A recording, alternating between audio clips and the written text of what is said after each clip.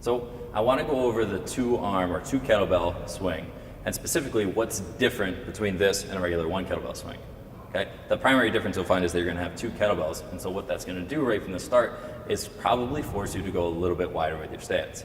The easiest way to figure this out is you're going to set up with the bells about an inch from each other, okay? And you're going to get right over them just like you're going to do a deadlift.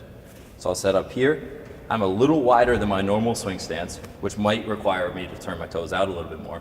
And now I just want to get comfortable in this position, so I'm going to perform a couple deadlifts. So, same rules apply here. I'm sitting my hips back. I have nearly vertical shins, okay? And I've got my shoulders packed so that the kettlebells aren't pulling me forward and getting out of position, all right?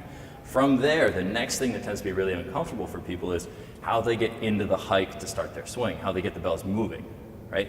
So just like we've talked about before, to do your hike, you're going to step back about 6 inches from the bells here. And now, really all you have to do is do a couple reps and feel it out and get comfortable with it. Okay, so I'm going to set up here and show you what a hike looks like.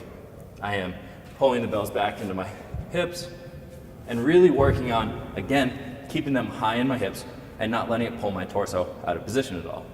Okay?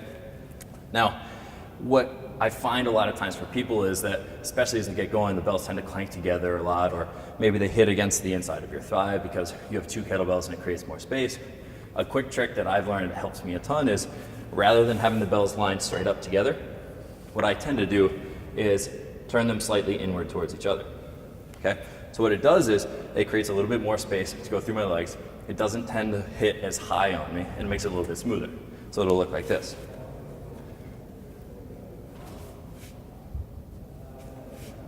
Okay? The important thing with this is that I don't want you to go too far into that position, and I also want you to make sure that as you go into your swing, as we'll talk about in a second, that you get back into a more neutral position here. Okay? So the next 2 things, the next 2 steps we would go through, just like with the kettlebell swing, would be performing dead swings, which is just 1 single swing at a time, and then 2, performing continuous swings. Okay? The biggest thing with double kettlebell swing is starting lighter and getting a lot of practice reps under your belt before you go into trying to do it as a conditioning circuit or anything else like that. Okay? You may find that as you get to the top of your swing, the bells kind of clank together like this.